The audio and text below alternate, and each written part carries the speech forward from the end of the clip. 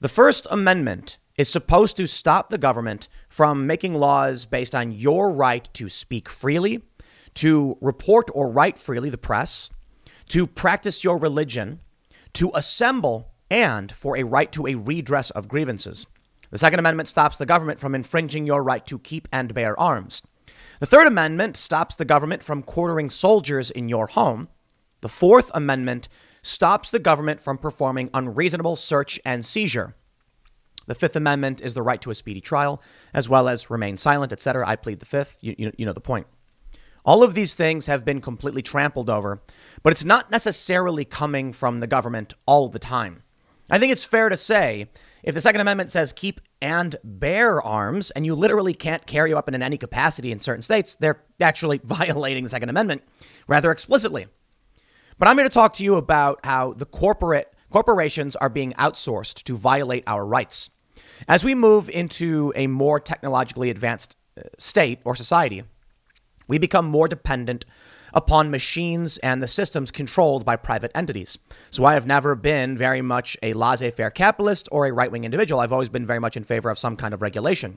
Some kind of regulation means protecting your rights. That's about it. The government shall not infringe the rights enumerated in the Constitution, and they should protect our rights from massive multinational corporations who seek to subvert them. Last night, Tucker Carlson presented one of the scariest stories I've seen, but it's not the first time we've seen something like this. He reports Bank of America handed over customer data to feds following Capitol riot. At least one person was interviewed by agents based on info from America's second largest bank. I'll give you the gist of the story. On the 6th, we saw the storming of the Capitol. Of course, Democrats keep making the story crazier and crazier and telling us we're all crazy for calling it out like it was. It was dumb. It was a riot. A cop lost his life. It was a disaster, especially for Trump supporters. And a lot of it was befuddled and bewildered, people milling about confused as the police opened the doors. It was a lot of things. Notably, those who entered the Capitol did something really, really stupid. Those who forced their way in and fought with cops did something egregious and wrong. Because of this, Bank of America started searching through their records for people who may have been using their services in and around Washington, D.C. at this time. People who may have bought weapons, who may have stayed at hotels, who may have traveled there. They were violating the rights of individuals and transmitting that information to the feds. Now, they'll argue, as the left often does now, the modern left, it's a private company. You gave them your data. It's theirs. They can do what they want with it. Yet you're using their service. You see how insidious this is becoming. We are watching, my friends, fascism take over. I'm not exaggerating. Joe, look, you can call it not fascism. The left tries to change the definition of words because those who forget history are doomed to repeat it. Well, we won't forget history, and they know we won't. We will not forget the horrors of World War II.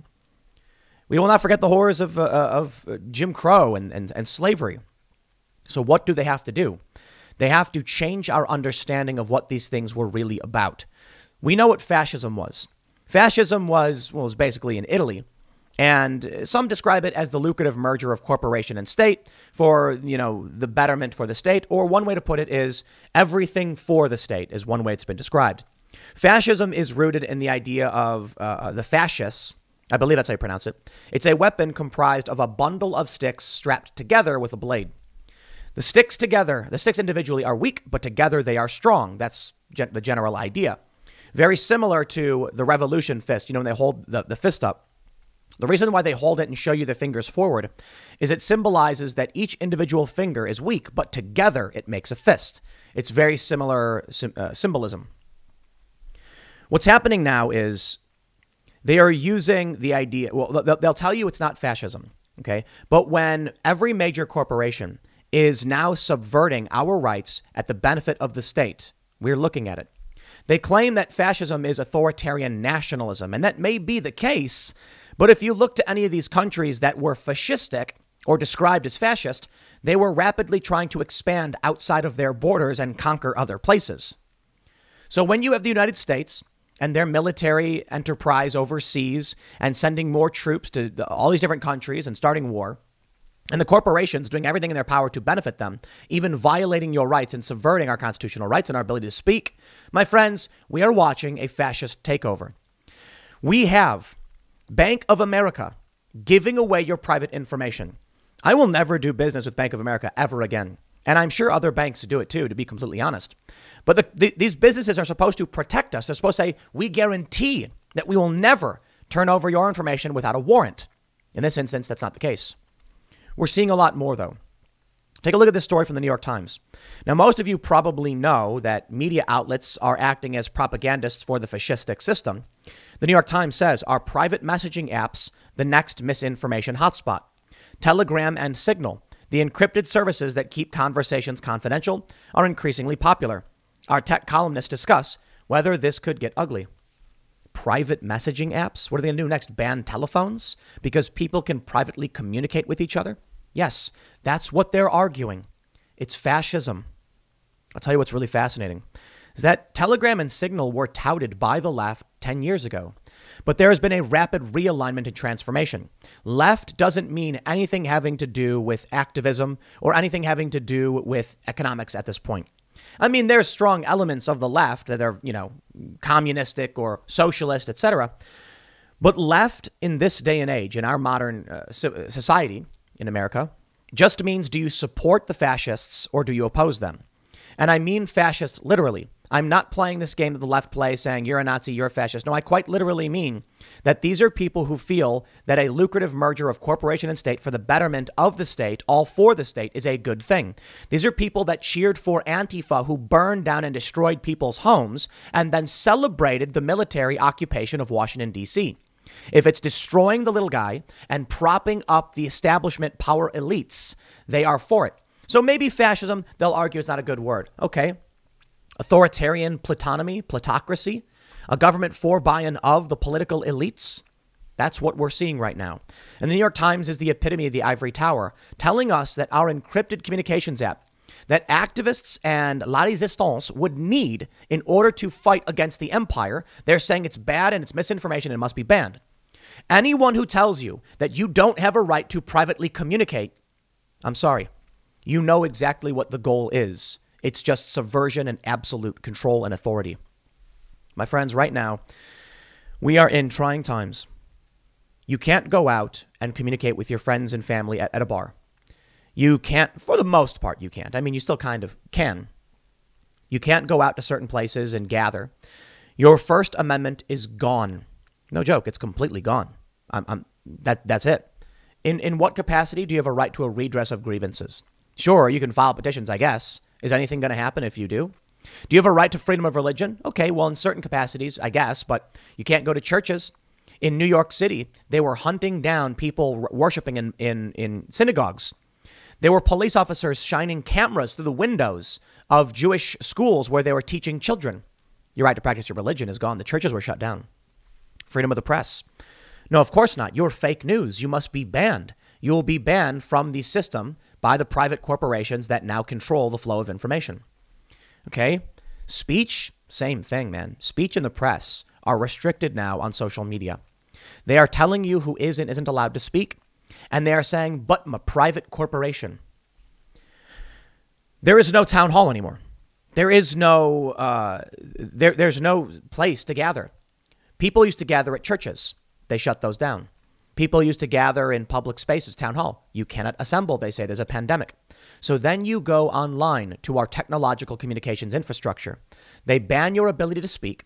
They share your private information with the authorities, who then hunt you down and investigate you as a terrorist. And then when they remove you for saying the opinions they don't like, they say it's a private platform. My friends, if we can't gather and peaceably assemble under the First Amendment, and we cannot use social media to communicate, I'm sorry, fascism is won. They've literally taken over. There's no question about it. I can't go down to a local bar and talk to people, for the most part. It's not absolute. It's not like there are guards standing there going to beat you and throw you into a camp or something. No, it's just social compliance. Most people just shut their businesses down. There are some places that have resisted. But I want you to just think about what's happening. The next move they're making is HR 127, which would basically restrict in most capacities gun ownership. It would ban a lot of things, but honestly, I'm not entirely convinced it would pass because it is particularly extreme. But considering what we're seeing now, I believe that will be the next step. We saw a record number of background checks performed in January. I think it was like 4.3 million. I don't know if that is new gun owners, probably a lot of them. But it could actually be people who have done background checks multiple times. Full disclosure, I've actually had a handful in January of background checks. When you go to buy a gun, they make you fill out a form and then they run it through the system and then they tell you if you're good or not. So if you go in one day and you buy a gun, you fill out a form. If you come the next day, you fill out a form. Or it could be more because you can also fill out a form when you're buying multiple guns. So we don't exactly know. We do know there are a lot more new shooters, which to I would say overwhelmingly a good thing. There are some issues. I've talked to a lot of gun enthusiasts who say, you will have a problem with a bunch of untrained new shooters, don't know what they're doing. We gotta realize that there could be issues here. You need people to be trained and responsible. But let me show you what this is all about. First, I think I gave you the gist of the Bank of America story as Tucker Carlson lays out that they've essentially taken people's private information or handing it over to the feds. One person was interviewed and then cleared. Tucker goes on to say, think about how scary that would be to be told that you're being investigated as a terrorist simply for using your credit card while you were in D.C. or buying something. That's crazy. The New York Times is now arguing that private communications is dangerous. The military is being purged, a full stand down. And they're going to purge extremists in the next 60 days. Sure, they say white nationalist, but they said Trump was a white nationalist. And they say you're racist if you support Trump, if you're literally just talking about, say, bringing jobs back to this country. They're manipulating and they're lying. Now let me show you where we're headed. From The Nation. I'm for abolition, and yet I want the Capitol rioters in prison. No one deserves the dehumanizing treatment that's endemic to our carceral system. I still want every lawless white supremacist Capitol insurrectionist to be arrested and prosecuted to the fullest extent of the law. Because of what happened at the Capitol, the military is doing a full purge. They are issuing a stand down within the next 60 days. Think about that. A full and complete U.S. military stand down. What does that mean? Are they going to be temporarily leaving their missions, their orders, to be vetted? In D.C., they said they were going to remove extremists out of a fear that some of these people may actually support the president. We saw some active duty individuals storm the Capitol. The people who got removed in D.C. from the National Guard, from their mission, were removed for things like having a Gadsden flag license plate or for being a member of the NRA or for posting conservative things on Facebook. These are not people who are white nationalists with crazy tattoos, who are espousing crazy ideology. They're regular people, not even necessarily conservatives. Apparently, many were libertarians. That's what they got removed for. Now we have this article from The Nation from just yesterday saying every lawless white supremacist, you see what they're doing? Everyone who was at the Capitol, they say, was a white supremacist. Well, clearly that's not true. These people, many of them who stormed the Capitol, like the ones who stormed the Capitol, I think were nuts. And that was one of the stupidest things you could have done. They're blaming Trump for it. Well, Trump's got his incendiary rhetoric. He didn't tell anybody to go do anything. He said peacefully, cheer on politicians. And he said fight. Fight's figurative. Spare me. There was no direct and immediate call to action other than to peacefully cheer for politicians. But I digress. A lot of the people that showed up were regular people there to see the president speak. He was still president at the time.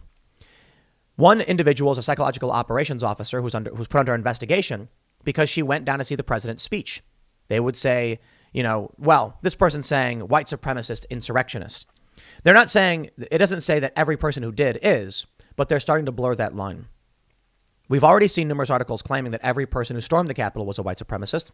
But what you need to realize is that a lot of the people who entered the building, and again, absolutely stupid and wrong thing to do, walked through open doors with police officers smiling and taking selfies. I've called for the arrest of these officers. No joke. If these people were storming the Capitol, we see one video of a guy in a MAGA hat screaming at cops, "Stop this, call for backup. What are you doing? They're storming the Capitol." And the cops did nothing. We see people smiling and taking selfies with, these cops are taking selfies with some of these people who are, coming in the building. We see cops open the door and let them in. They're saying those people who blindly just walked in are white supremacists? Yes. They've long said that anybody who opposes them is a white supremacist. So we are going to see the mass purging of individuals from institutions, from corporations. We are going to see loyalty tests in the military like they're doing now. I'm sorry, it's just quite simple. Fascism is absolutely taking over in this country. And it was actually quite brilliant. The left for the longest time was accusing Trump of being the fascist, even though Trump never actually used any kind of presidential powers other than executive orders. Now, he certainly did use executive orders quite a bit, nowhere near as much as Joe Biden is. Joe Biden has issued, I think, 43 executive orders, and he justifies it by saying, but Orange Man bad. I wonder, honestly. Donald Trump won in 2016, and they say he wasn't supposed to. My opinion of the elections was that there was no point in voting. And most people felt that way. And then Trump won and it changed my mind. But I have to wonder if it wasn't at least some major benefit to the establishment fascists that Trump did win, because they were able then to create a boogeyman, this nasty guy who played into their traps all too often, to be, completely honest. Now, Trump did know how to, he was particularly media savvy, but, and no joke, there was a serious battle against him.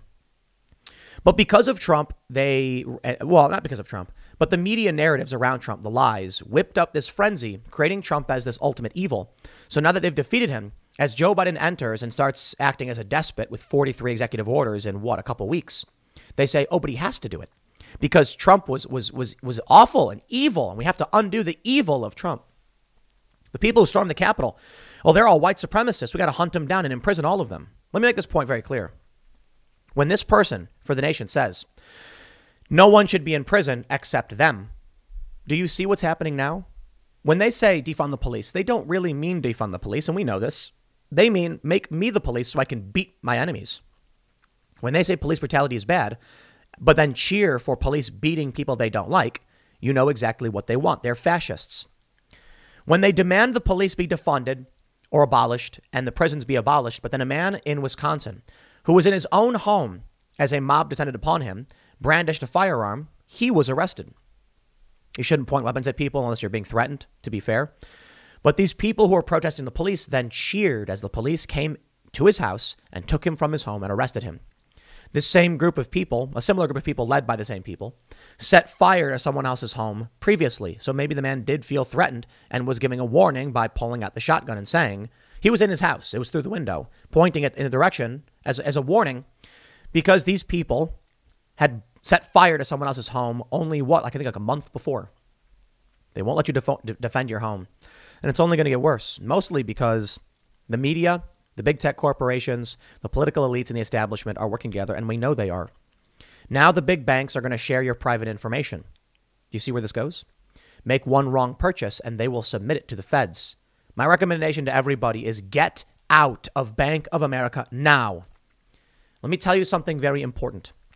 I interviewed Moxie Marlin Spike several years ago. He is the creator of Whisper Systems, I believe Signal, the app they now say is dangerous because they could spread misinformation. Moxie said we need to be able to speak privately for very important liberty reasons. I asked him, if you're not doing anything wrong, this is what they say. If you're not doing anything wrong, then why do you care if they know what you're doing? You're not going to go to jail, right? And he said, marijuana is illegal in most places and in this country, but many states have legalized recreational marijuana use. How would the people of that state know they wanted to vote for legalizing or decriminalizing, recreational pot use unless they had tried it themselves? How would they know? Many people were breaking the law, and they do every single day smoking pot. I'm not a big fan. I don't smoke. I don't drink. I don't do any drugs or anything like that. But I believe that people have a right to, ingest a plant if they so desire. If it's your life, as long as you're not hurting other people. I believe there should be laws against selling to kids and things like that. But adults should, be allowed to do what they want to do, I suppose, which is why many places are now legalizing recreational marijuana. How would anyone know unless they had done it? And I'll tell you this, it's crazy, growing up, seeing basically everywhere people smoke. It's seriously illegal. Well, what would happen if you were talking to a friend and you mentioned that you were going to go smoke? It's still illegal federally. Marijuana is still, I think it's still Schedule 1, like the worst possible offense. What happens if you send a text message and Google decides to send all of your messages to the feds? Because they can, because you've given them that data, because your messages are not encrypted. And then the feds show up one day and they say, we have grounds for a search warrant against you because of the messages we got leaked to us. It's not a violation of the Fourth Amendment. It's terms of service violation, maybe, but you gave that information to Google, to these companies when you did this. Now think about what happens with Bank of America. Let's say you buy something, Bitcoin, cryptocurrency. There has been talk about regulating crypto. Some countries are banning them. Let's say you try to act outside the confines of what they say is allowed. Maybe it's something that's not necessarily illegal in most contexts. Maybe you bought a gun legally. But then the feds say, we don't know if this gun was purchased legally. Therefore, it's probable cause to investigate your home or otherwise. There could be a transaction for a firearm. And because in some instances, those transactions can be illegal, the feds can now say it's probable cause to search your history, your financial records, to subpoena your social media and go into your home and search for everything. I don't know if you guys are familiar with the story of Adam Kokesh. I could be getting this wrong, but he brought a shotgun to Washington, D.C. He should not have done that. And because of that, they got a search warrant for his home. And I believe what happened was they found mushrooms and then he got in trouble.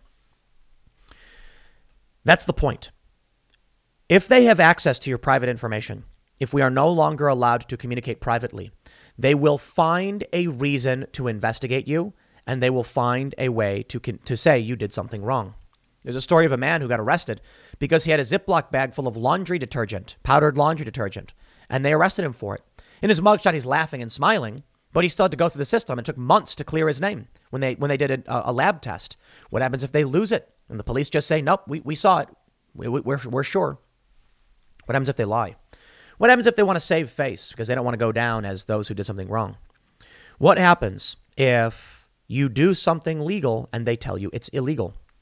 The easiest analogy for all of this is gun ownership, to be honest. And we have HR 127 coming up. Recently, I've become an owner of several firearms over the past year or so. And I've been going to the range. We put up a video on Instagram. You can check it out, Instagram.com/Timcast, where I was with some friends and we fired I didn't shoot it, but other people fired a 50 BMG breech loading rifle. I think, I can't remember what the rifle was. And it's loud and it's powerful. So I've come to start purchasing some firearms and going to the range and learning about them and safety and things like that. There are a lot of laws in many states that make certain weapons illegal. And I have called police officers. I've called sheriff's departments, police departments, sheriff's offices, and gun shops, and asked them about the legality of certain weapons. And they all say the same thing. I don't know. I don't know. You can go and look at some of these laws, right? You can look up your state database. And it's not so easy to understand whether or not what you have is legal or illegal. And I mean that literally. I mean, most of you buy guns probably understand this. There are certain models that are banned for no reason, like confusingly no reason. Certain rifles just aren't allowed. They're called assault weapons, even though they're like there are some like I don't want to get too specific, but there are some old weapons that are worse than modern weapons that are illegal. And the modern versions of say like a 308. There are older 308 rifles that are illegal for no reason. They're harder to use. And there are modern, much easier to use 308 rifles that are totally legal and for unknown reasons. This doesn't make sense. So you don't know exactly if what you've done is breaking the law. A lot of people don't. And they say ignorance of the law is no excuse for breaking it.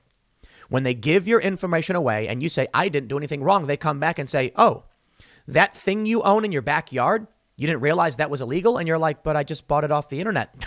Ignorance of the law is no excuse for breaking it. Or what happens if the cop just doesn't know? That's been the most annoying thing. If he shows up and he sees you have a weapon and he says, isn't that called a bump stock? And you're like, no, this is a retractable stock. No, that's a bump stock. You're under arrest. And then it goes into a system where a bunch of people have no idea how guns work and don't care. And they just say, plead guilty or else. A lot of people don't realize this. Most people just plead guilty. That's true. Now, don't get me wrong. If you got arrested where they claimed that, your retractable stock or your folding stock or whatever was a bump stock, then you'd probably win. But what happens if the cop just lies and says, I witnessed them brandishing a weapon with a bump stock, and then you say, I don't have one, and they say that's a lie, and you still get in trouble? What happens when it's your word against the officer and they say this guy was brandishing an illegal weapon and he's hiding it, we couldn't find it? Now, it may be that if there's no evidence of you actually possessing something, they can say fine. But what happens if you're not charged with possession? What happens if you're charged with brandishing an illegal weapon and the cop just lies? What happens when they look at your bank records, see that you purchased something, get a search warrant, and then lie about what happens? Because that's what happens in authoritarian systems. I have had police officers lie about me in the past. I was falsely given a speeding ticket when I wasn't speeding. Definitively not speeding. I was exiting off Lakeshore Drive in Chicago onto Belmont Avenue. The speed limit, I believe, is 45, and I was slowing down to about 30 to exit. And after I exited, I got pulled over, and the cop said, you were speeding. And I said, I was braking. I was exiting. He says, I don't care. Tell it to a judge.